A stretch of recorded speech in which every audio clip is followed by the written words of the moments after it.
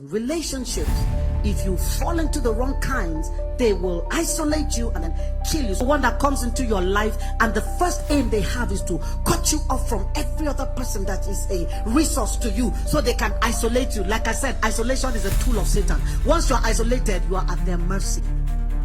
They do anything they want to you, but because you've broken down all your other relationships, you have nobody to run to.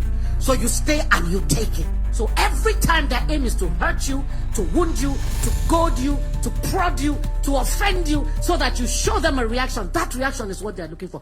Relationships. I love talking about relationships because all of us are surrounded by relationships. Whether they are filial or business or acquaintances, whatever.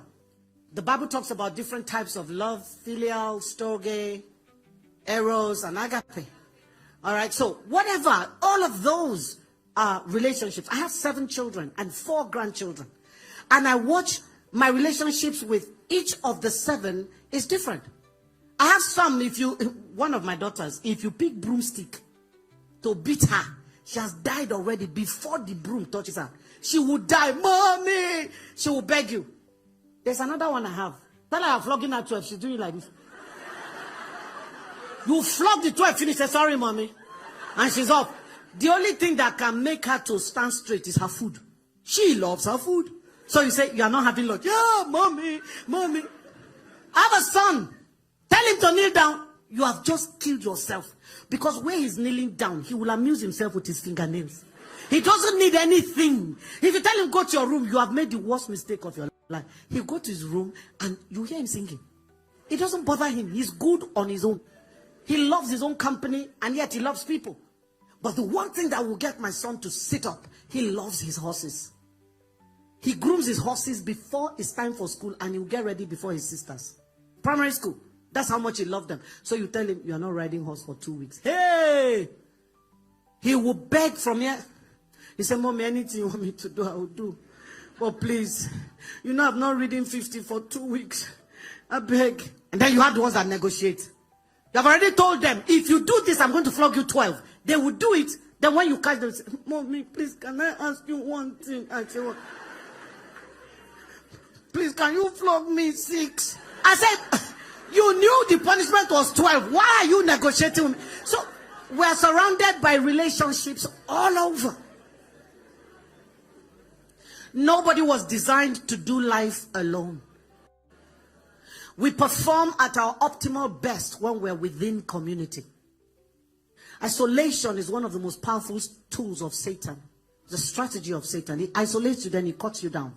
If you watch Animal Channel, you will see that when the predator is going after the prey, he doesn't start pursuing. Let's say it's a lion going after antelope. He doesn't pursue all the antelopes at once. He starts by roaring.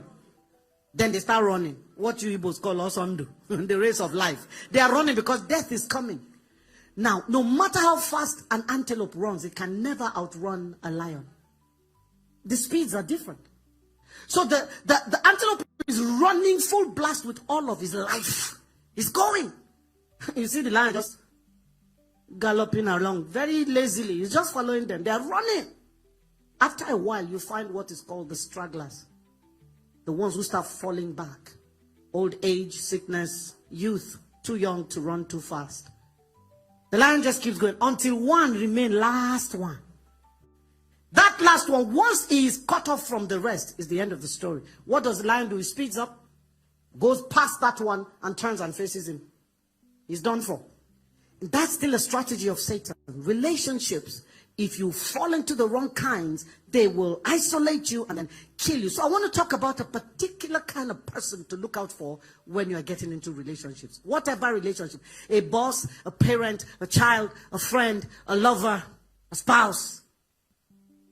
There's certain people who are called by a certain name, and it's registered in the Diagnostic and Statistical Manual for Mental Disorders. It is called narcissism. It's narcissistic personality disorder. Now, let me bring it on before you begin point again like traffic warden. If you take a picture with a group of people and they bring the picture to you later, who do you look for first? Yourself. That is narcissism right there. Why is your eye going to yourself? And then if you think you don't look nice in the picture, what do you say about the whole picture? Say bad picture. Because you see, say yourself, you don't find inside. That's narcissism right there.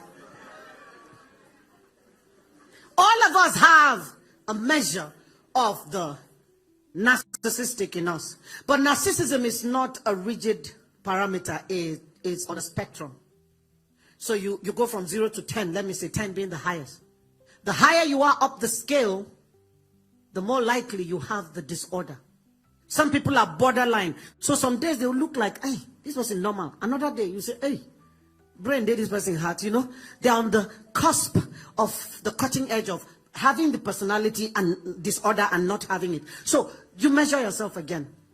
We find the perfect description of the narcissist in 2 Timothy chapter 3 from verse 2. Do I have the time to read it, or I'm going to send you home to go and read it? No more, just talk. After I'm going to go read them.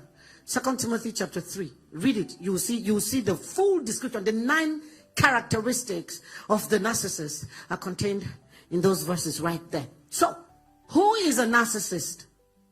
Is a person who is so self-absorbed to the exclusion of others. So self-focused. This is not a self-focus of vision. This is a self-absorption of, in fact, taking on a godlike personality. That whoever is in relationship with them has to bow. In fact, if not be say, small thing remain. Narcissists will expect God to bow to them. They are God. Everybody must bow. You must come to them with heavy doses of praise and accolades and praise singing, even when they don't deserve it. A narcissist is the one that walks into a place and takes charge, whether he is asked to or not.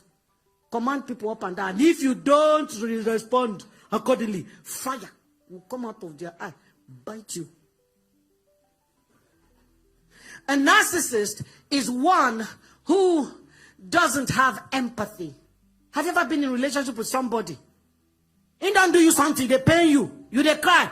You cry newspaper, they read. He doesn't care. He's completely or shit. Don't make a mistake. Man day, woman day. Let's not be mistaken. That's how we're thinking. Only men were adulterers and the enemy was sowing tears while women slept. Now women don't catch up. In fact, we don't they pass the men for adultery. Man, I know they put out for only men again. No. And they look the women too, then they do. Our center is also a marriage counseling center. It's amazing, pastor. I'm having more couples coming for counseling, and it's the wife who has cheated. You think they shock me? Say some men, they will still forgive you. Say, okay, let's work it out. Here one woman, very narcissistic, sat in front of me after committing adultery. Husband married her a virgin. He was the virgin, not her. I think that yeah. So I'm sure you didn't understand. That's why you kept quiet. So he was the virgin. She cheated on him, and they came in for counseling. And she sits in front of me with this attitude, like, yeah, well, okay, I know it was wrong of me, and I've made my peace with the Lord. He needs to get over it already. Hey, now I tell the man, sir, please, can you go outside, go to the other office, and wait for me? I asked her, how old are you?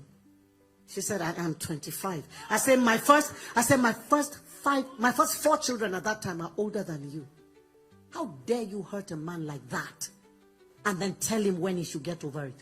I said, if you were my daughter today, I will slap your mouth. It will go out of alignment. Are you mad? We're looking for men like your husband in church. Out of every 10 men, 9 are struggling. We have seen this one. You don't know what you have. You're sitting and telling me he should get over it already. You know what I told the man? Leave this woman. I'm not that kind of pastor that tells stay there and die. If the person had no Greek correct, waka. I'm not joking.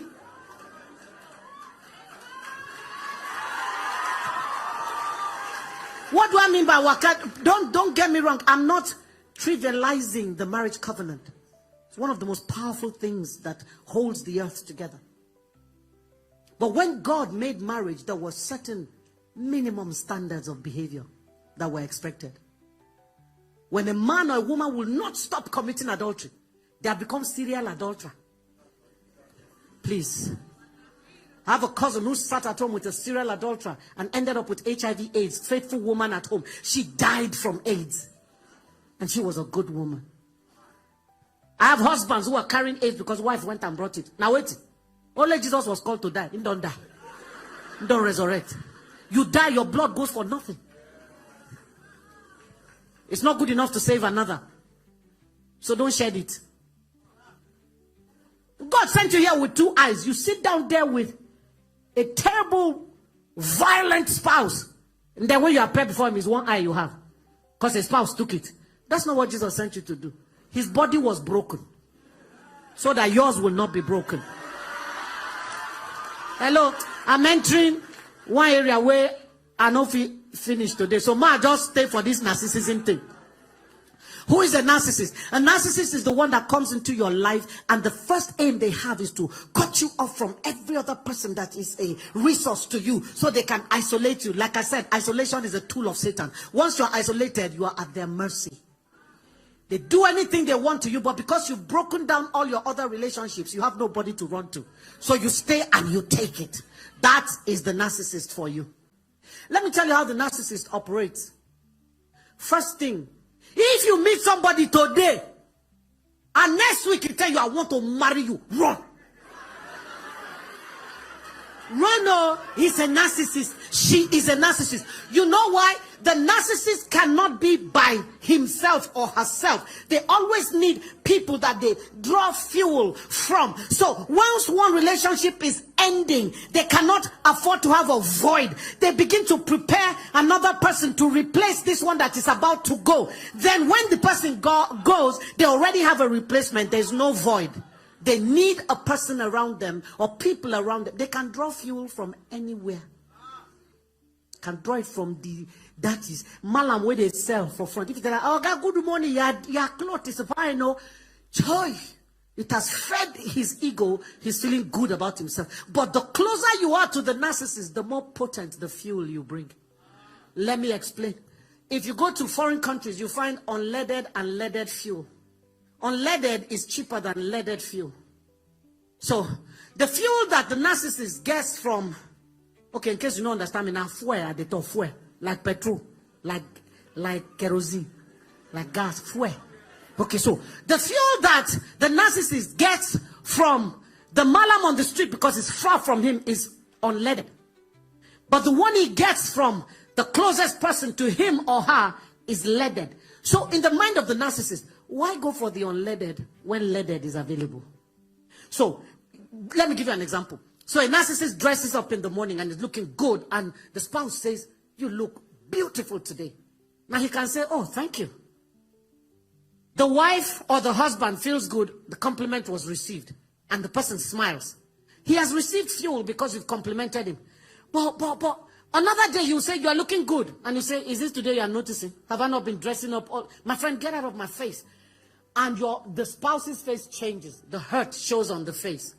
And the narcissist is like, yeah, I got him. I got what I want. That thing is. So if you can get that painful one, why do it from a nice place? The nice one, the value of the fuel is 11 over 20.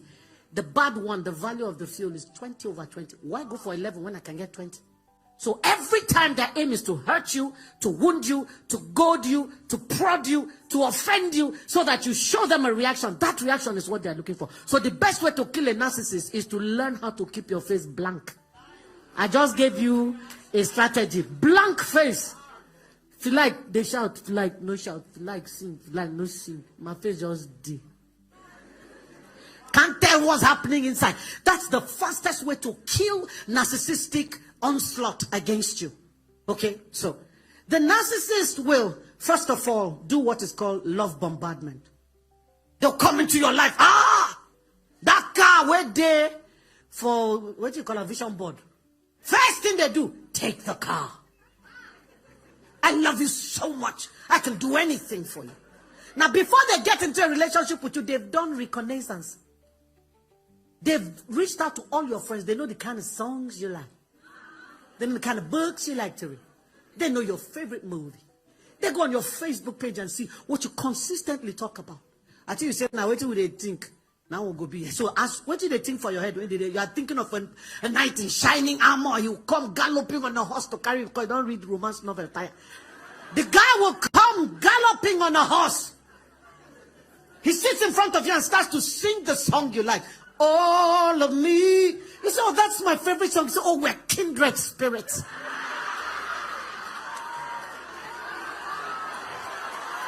Hello? Men, I keep quiet. My time don't finish. So now no one hear the rest. When they make noise. Time go. But he says to you, we're kindred spirits. He blitzes. It's called a blitz. He blitzes you with love, attention, time, finances, acquaintances, connections. Everything that you dreamed of, that person will become. Suddenly you turn around and you're like, my God, I didn't know it was possible to find someone who could be everything I ever dreamed of. So they get you where they want, and you start off a relationship. Once you commit and they have you where they want, they enter the next phase, and it's called devaluation. They begin to devalue you. The person that told you, I love slim people, will suddenly start looking at you. Why are you like this? People will think I'm not feeding you. My friend, can you go and put on some flesh? But you told me you like. And I never see girl wear black before.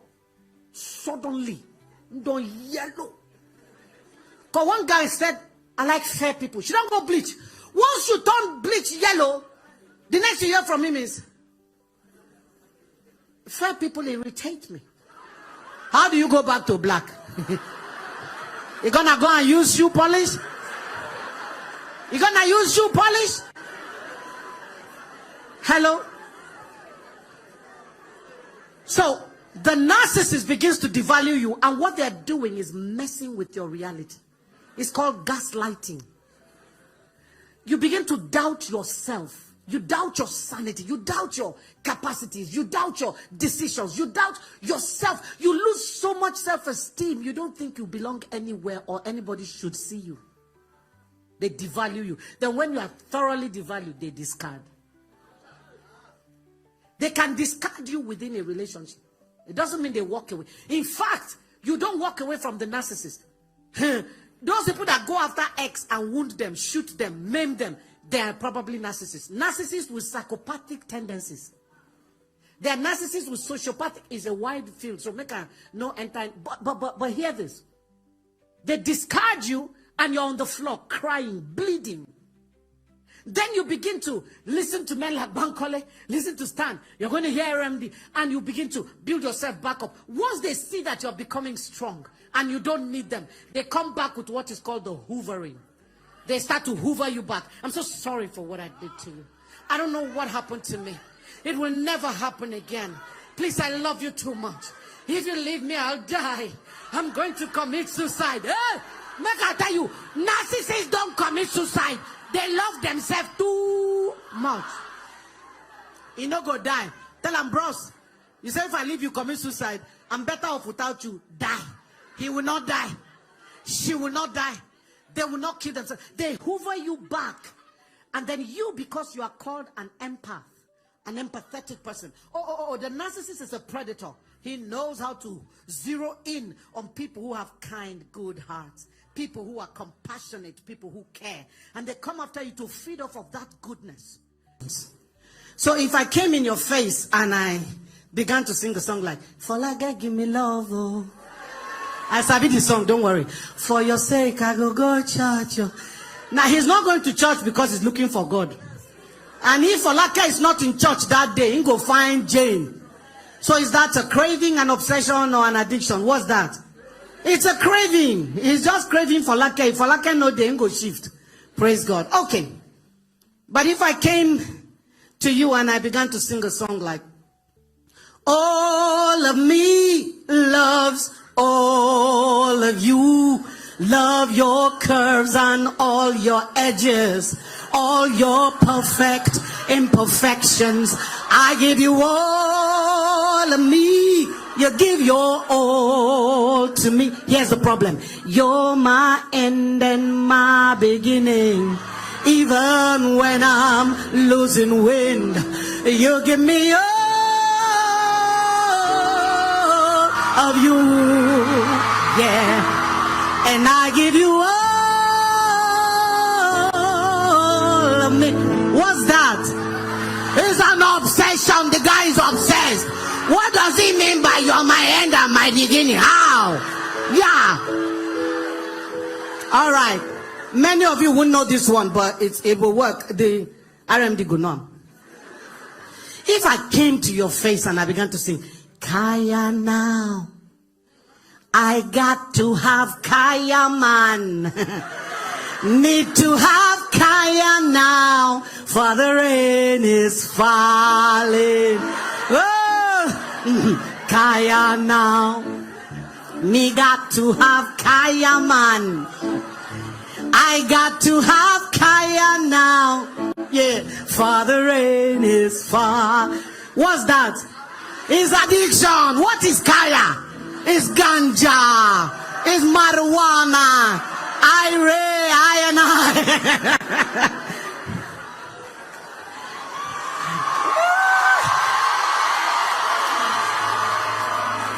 Okay.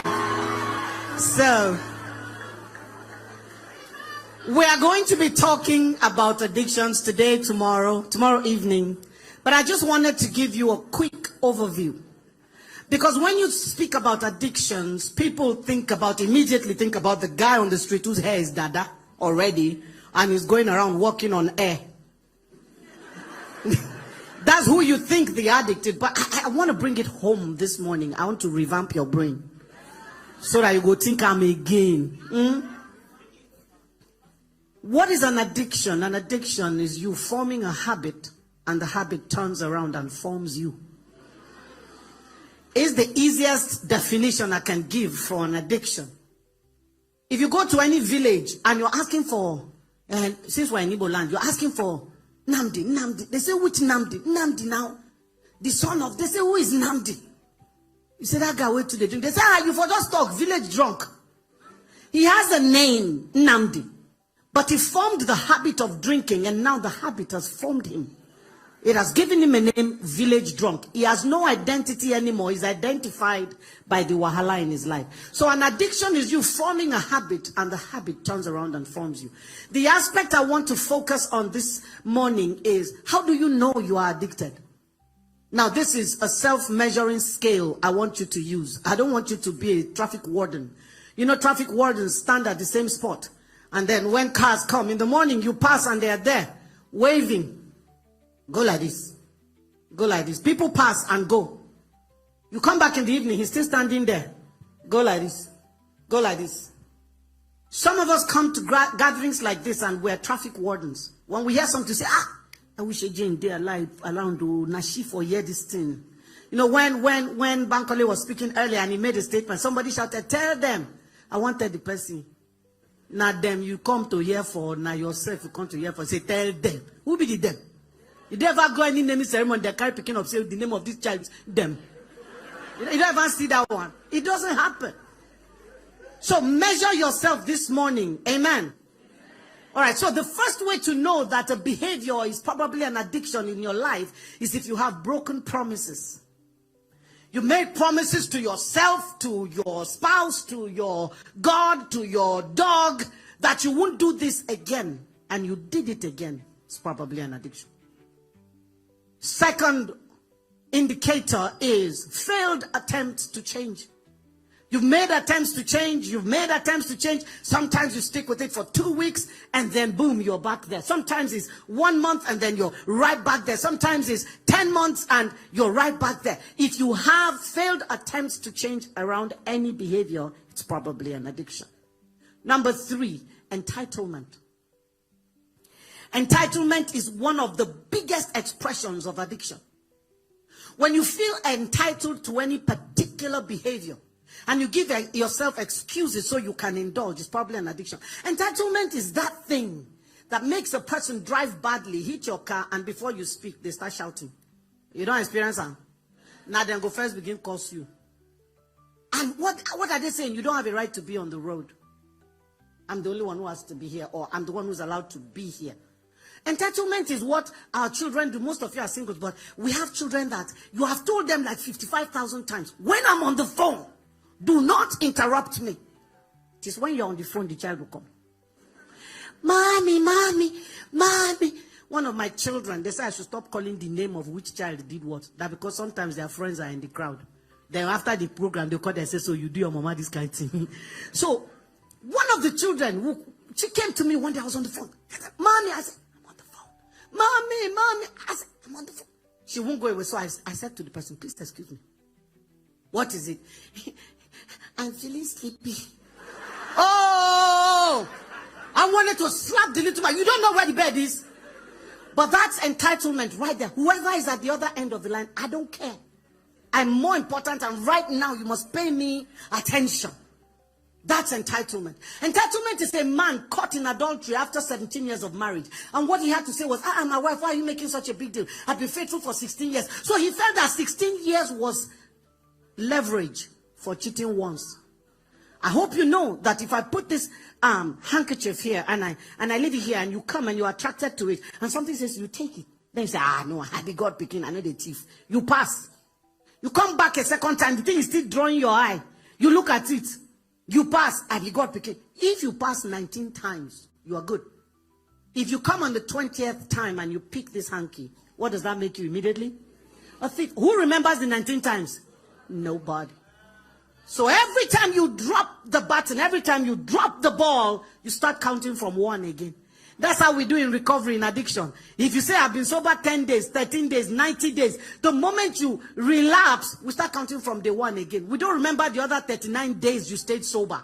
Nobody counts those times for you. So you've got to stay on your game. Praise God.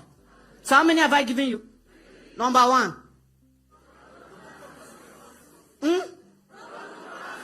2, 3. Number 4, negative consequences.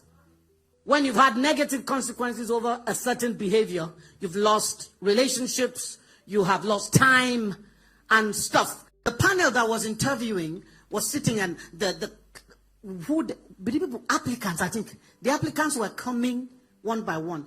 What they didn't know was that the owner of the Fortune 500 company was seated in a corner observing. The panel was judging parameters like IQ, like he was watching for carriage. He was watching for comportment. How do you comport yourself? And there was a guy he zeroed in on who incidentally turned out to be the best performer in the parameters they were checking. And so the last test was to go into a restaurant, their restaurant, and eat. Everybody had been told, bring your money. So the place is like Mama Cass. I don't know if you have Mama Cass here, but you go from one end of the counter, take whatever you want, and when you get to the end, you pay. So everybody was doing that, and the guy that owned the company was sitting at the corner again watching. And people were taking their food, and he kept his eye on this guy. The guy picks the things he wants, then he gets to this little tubs of butter that you use once and it's done. You know those tiny little things they give you. He got to that, it was 10 cents, 10 kobo. He picked it and he looked around surreptitiously. Anybody they look me, nobody they look me, and he put it in his pocket. Got to the end of the line, paid for his food and didn't pay for that, 10 cents. That cost him the job. The owner of the company said, nah, thief be this. You think that's the first time he did something like that? No. It caught up with him. It always catches up. Tell you something. Every addict lives on borrowed time. When your time is up, I don't care where you're at, who you are. He's going to show you up. I don't have the time to go into examples in the Bible now. Make I just they go. So how many I don't give now? What's number 4? Okay. Number 5 is ineffective prayer. You pray. Can't know by yourself. Say the prayer no pass the ceiling. As you pray something they tell you, you follow. For other people they pray if you open mouth. Like Stan said they were. What did you say they used to call you? Obo. The devil will tell you Obo, Guinea, whatever. That's what you are. You don't pray. You would not be you go do this thing yesterday. No be you go do this thing day before yesterday. Wait till they talk here. Get out of here. So you will not be able to pray. Ineffective prayer is an indicator. Number 6 is lost opportunities. Did I give you lost opportunities? Lost opportunities. One of the greatest preachers to ever rise out of this country the son came to my office. And he said, I know I've been called to ministry, but I dare not go near the pulpit. See, I'm doing a job that pays me big money, but I have no fulfillment or satisfaction because I know I'm in the wrong place. I said, why won't you go to the pulpit? He said, because I have an addiction. It will show me up. It will shame me off the pulpit. He said to me, if you can help me, I'll bring my junior brother. He's worse than me. Addiction is no respecter of persons. Any door that opens, it will shove its way in and take over. That's how it operates. All right? So he has lost the opportunity to be the best that he could be. To function in the office, what he was crafted for, what he was built for. He's lost that opportunity. Okay? Final one, I think, since I don't give now. Number 7 is your heart knows. You can fit deceive everybody, but you cannot fit deceive yourself. Do you understand me? He can lie to everybody. No. When they bring them to my rehab, their eye, once I look there, I know say this person don't enter IRA. The Jamaicans call it IRA. Everything is good with my world. He's in that zone, but he's telling me, no, they're lying against me. I don't take anything. I don't use anything. One man brought his son. They had expelled him from school and said if he didn't go to rehab, he wasn't going to come back to school. And the guy was in final year. The guy said it's not possible. He came to my rehab with his 2 sons-in-law. He's a very controlling man. 2 sons-in-law, that is, in daughter them, their husband, in command them to come rehab with them. Then follow and come with the boy. He said, it's not true. They're lying against my son. Nothing contaminated can come from my loins. I look the man loin well. I say, Oga, as they talk, they're careful. What do you mean by that? When the man don't rake, finish, we took the boy aside and say, boy, see, say, as your papa, they shout there, you know, we know. He said, let me just tell you the truth. My father doesn't even know that I'm not only a user, I'm a dealer. His loins were definitely contaminated. You can't lie to yourself. As you are lying, your brain is short-circuiting. You know, I read electrical engineering. Wires they touch. Something they tell you, oh boy. You know that's the way they talk now, nonsense. So it's a lie. It's a lie. It's a lie. So those are the 7 pointers to measuring if you are addicted. Score yourself. Oh yeah? That chewing gum where they chew anyhow. They tell you, say stop. You say, no. If I not chew, I know feel concentrate. Bros. Sister, check out. That, the way you reschedule spiritual things to accommodate your golf. Check. Check. Score yourself over 7. How many you score? The truth is, even if you get only 1 right, whatever the behavior is you were thinking about that you ticked this one a day, that thing, no problem. Is a controlling behavior. And those things will stand in the way of your being your best self. Can I tell you what I struggled with for many years? Mine was anger. Or you didn't know anger is an addiction. Oh, what is an addiction? Every time you indulge, it releases the feel-good hormones into your brain, the reward centers of the brain. It is carried by adrenaline and dopamine. Dopamine is where we get the word dope from. Dope is what they call cocaine, heroin, crack. Those are dope substances. They dope your brain into a stupor. So every time you get angry and you rage and people back off, you enjoy the power it gives you. So it becomes an addiction. Anger is an addiction. All those people who they say, that's what we do for our family. If we vex, we kiss anything. Now when we just scatter finish, then we go normal. Hey, bros, it's an addiction running in your lineage. It's called iniquity. But that's the real meaning of iniquity. It's the bent towards a wrong behavior that runs in a lineage. That's the real meaning of iniquity. Do you understand that? So I want you to score yourself. Not be only for a year, because she no agree, you agree, say you score 7 over 7. When you reach out, tell yourself, now 7 I score. Ma, check myself. You know that thing you do that you call, oh, I just love to work. It's called work addiction. There's a thin line between hard work and work addiction. Check it. You say you're going on holiday like Stans, and then You take your laptop with you. You go on the beach with your children. Children are running in the water. You are on the recliner, pressing laptop. But you're supposed to be on holiday. That's a work addict. So my own was anger. And I didn't think it was a problem. But you see, I used to pray up in the morning. Father, I'm going out. Go with me.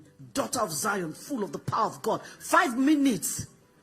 All those mad people, where they drive like say they send them. One just crossed my front. Idiot, you are a fool. Then I'll remember Rev Christy. My sanctification, I lost it 5 minutes after leaving my house. And we go there, they curse ourselves. One day, me and one man don't block ourselves like this. And they look at daggers from my eyes. How dare you drive like that? Idiot, fool. Yeah. I was so angry that day. When I finished, I was heaving from the effort of abusing him. You know, when you are angry, it blinds you. You become an idiot. Because my brain was not functioning well that time. That's what addiction does to you. It suspends your limbic system. So, I don't know to say the man, no, they cost me back as they normally do. Because you cost one person. One day I was telling a man, your trafficator is on. He didn't work. He thought I was abusing him. That's the immediate response. You know, so the man wasn't cursing me back. He was just looking at me. When I finished and I was heaving and I was looking at him, the guy did this. Good afternoon, Reverend Christy. Yeah! Oh! I died in the car. Died from shame. He did not only know my name, he knew the title. Can you imagine that they invited me to his church? And they're introducing me this great woman of God coming to preach to us. She's such a firebrand. I forgot to greet Pastor Jerry as I start. PJ, no vex. Okay, so say, hey, this woman is coming to. What will he say in his mind? Oh, this is what they call people for traffic. This one a reverend, and maybe Pope.